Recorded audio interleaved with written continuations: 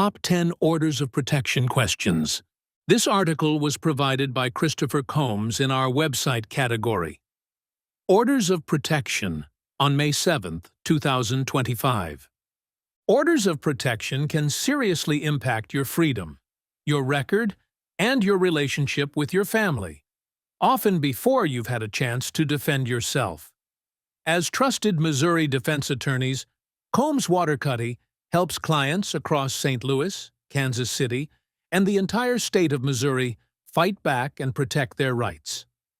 Below are answers to the most common questions we get about restraining orders in Missouri, what they mean for your future, and how to respond if you've been served. Table of Contents. What are orders of protection in Missouri? Do I need a lawyer if I'm issued a restraining order in Missouri? What to do after you've been served with an order of protection? How long does an order of protection last in Missouri? What are the penalties for violating an order of protection? How does an order of protection affect custody and visitation rights? How do you challenge or fight an order of protection? Can I get a restraining order removed from my record? What's the burden of proof in orders of protection cases? Can I appeal a full order of protection in Missouri? What are orders of protection in Missouri? Orders of protection in Missouri are court-ordered restraining orders designed to protect alleged victims from domestic violence, abuse, harassment, or stalking. There are two types of orders of protection in Missouri and most states. These include ex parte, a temporary order issued without the accused being present. This can restrict contact, remove someone from their home, or suspend visitation rights. Full orders of protection, issued after a court hearing, usually lasting up to a year, and is renewable. This order can enforce more permanent restrictions and may include provisions for child custody, property, and firearms. If you've been served with one, or believe someone may file one against you, it's important to take it seriously. Violating an order, even unintentionally, can lead to criminal charges.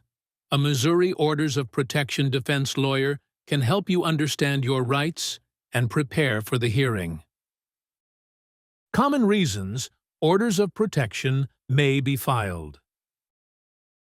A judge may grant an order of protection if someone alleges they've been the victim of domestic violence or abuse, physical harm, threats, or intimidation from a household or family member, stalking, repeated unwanted contact, following, or surveillance that causes fear, harassment, verbal abuse, threats, or persistent unwanted communication, sexual assault or exploitation, including non-consensual contact or coercion, threats against children, includes emotional, physical, or sexual abuse. These claims don't have to involve physical harm or explicit sex crimes. Emotional or psychological distress may be enough for a judge to issue a temporary, ex parte, restraining order. Do I need a lawyer if I'm issued a restraining order in Missouri? Yes. If you've been served with a restraining order, representing yourself in an order of protection hearing is a gamble, and usually a losing one. These initial hearings may seem informal, but they are legal proceedings with rules about evidence, testimony, and objections. If you don't know how to respond to an objection or present your side effectively, you risk serious consequences. Our restraining order defense attorneys know how to challenge evidence that shouldn't be admitted, make and respond to objections in real time, cross-examine the petitioner without making things worse, protect your rights throughout the entire hearing process. This isn't like fighting a traffic ticket. If you're facing a restraining order in Missouri, talk to a lawyer now before you walk into court alone. An experienced attorney can also help keep an order of protection off your public record. reduce charges, fines, and long-term consequences, keep you out of jail by ensuring full compliance with the order. File motions to address unavoidable contact with the petitioner, school, work, kids, etc. Navigate the appeals process if the judge rules against you. Read on to learn more about the Order of Protection lawyers at Combs Waterkotte, and give us a call if you find yourself in need of legal support. What to do after you've been served with an order of protection? If you are served with an order of protection, usually by a sheriff's deputy or local police officer, take it seriously. Even though it's civil, violating the terms can lead to criminal charges. The order may restrict where you can go, who you can contact, and could even force you out of your home. First, read the paperwork carefully. It will include the petitioner's allegations and the date of your court hearing. Do not contact the petitioner, even if you are confused and mean well. Trying to clear things up can be a violation and will not help your case. Contact a defense attorney immediately if you've been served an order of protection in Missouri. Our lawyers will help you understand the process and start building your defense. Legal preparation includes walking you through the allegations and what the court will consider, preparing to testify and challenge the claims at the hearing, anticipating how both sides will be questioned in cross-examination, gathering evidence that supports your credibility and story. How you respond to an order of protection matters. Don't panic, don't contact anyone connected to the case, and follow the order to the letter. Then, call a defense lawyer. A simple misunderstanding can spiral fast, and what could have been dismissed might become a lifelong mistake. How long does an order of protection last in Missouri? Most full orders of protection in Missouri last 1 year, but courts have discretion. A judge can issue an order for as little as 180 days, or extend it up to 10 years, especially if there's a pattern of harassment or credible threats of harm. Don't assume the order will expire quietly. Orders of protection must be renewed by the petitioner before the order's expiration date. If they don't, the order expires. While active, these orders can seriously affect your day-to-day life.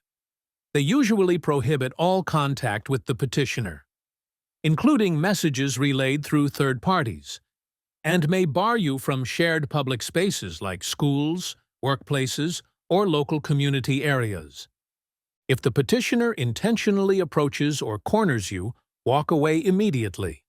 You may still face legal consequences if contact occurs, but repeated behavior by the petitioner could be relevant in future court proceedings. Document these events and let your defense team know. These restrictions are enforceable by law. Violating them, even unintentionally, can lead to arrest. Learn more about those penalties in the next section.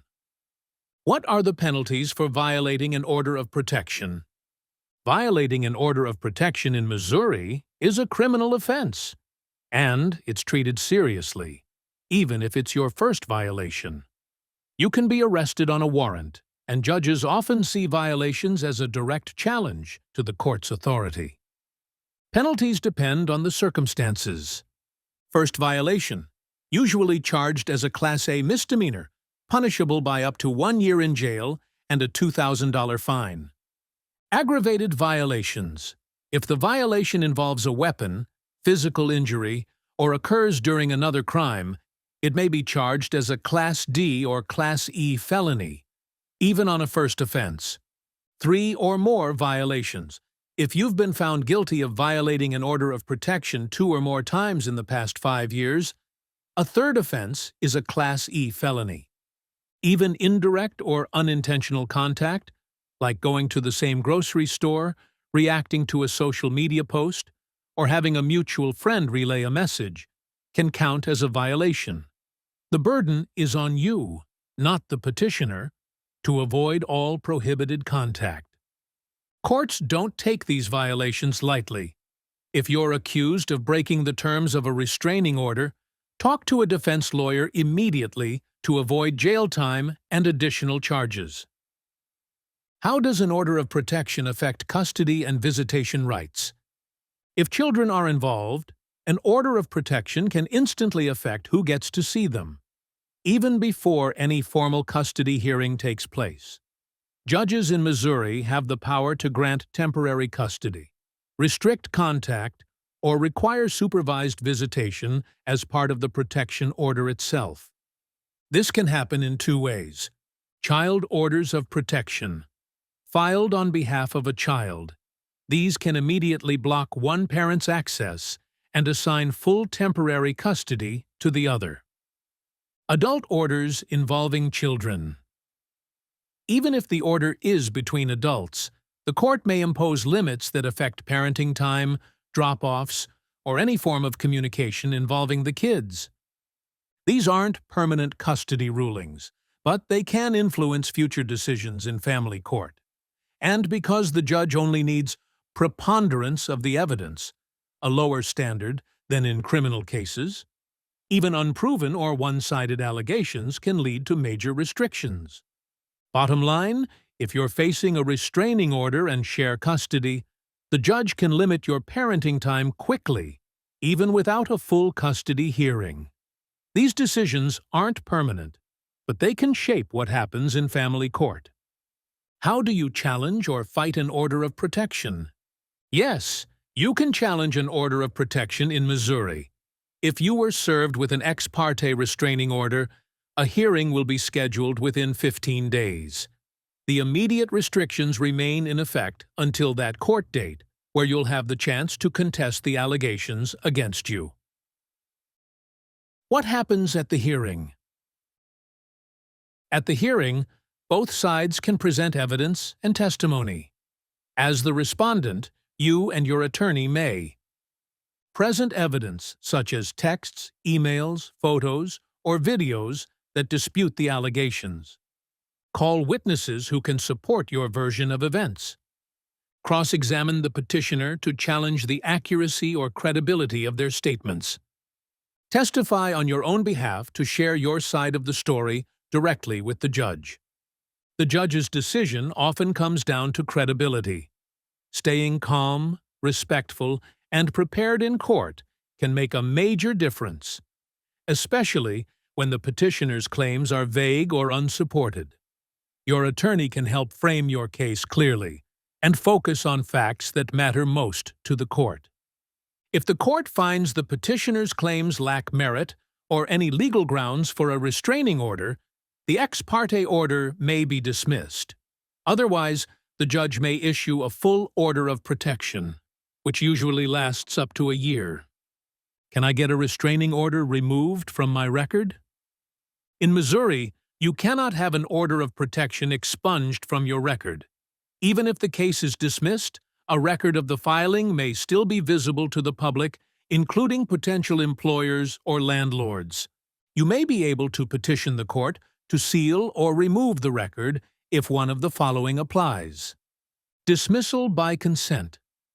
The petitioner voluntarily withdraws the order, or both parties agree to end the case without a hearing. If this happens, your attorney can file a motion to remove the order from public access. Dismissal after hearing. If you fight the order in court and the judge rules in your favor, you can ask the court to seal the record, especially if the judge found the claims unsubstantiated or frivolous. Even if the petitioner withdraws an ex parte order of protection before the hearing, the filing may still appear on case.net and other public databases. Because the paper trail is always going to be there, it's important to get behind these claims as soon as possible. A criminal defense lawyer can help you avoid this outcome entirely if you act fast. What's the burden of proof in orders of protection cases? In Missouri, the petitioner has the burden of proof, but it's not the same as in a criminal case. Instead of beyond a reasonable doubt, the court uses a preponderance of the evidence standard. That means the judge only needs to believe it's more likely than not that the alleged abuse, stalking, or harassment occurred. This lower threshold makes it relatively easy to get a temporary ex parte order, sometimes based on a single accusation, especially in emotionally charged situations like breakups, arguments, or domestic disputes. Police may even tell someone to file for an order of protection when there's not enough evidence for an arrest. At the full hearing, the judge will weigh two things: credibility. Does the petitioner seem believable? Is their story consistent and supported by facts? Veracity. Can you offer anything that casts doubt, like texts, emails, or contradictions, that show the petitioner may be lying or exaggerating? As noted before, it's important for the respondent to avoid any points of contact with the petitioner's family, mutual friends, or anyone until the hearing in 2 to 3 weeks.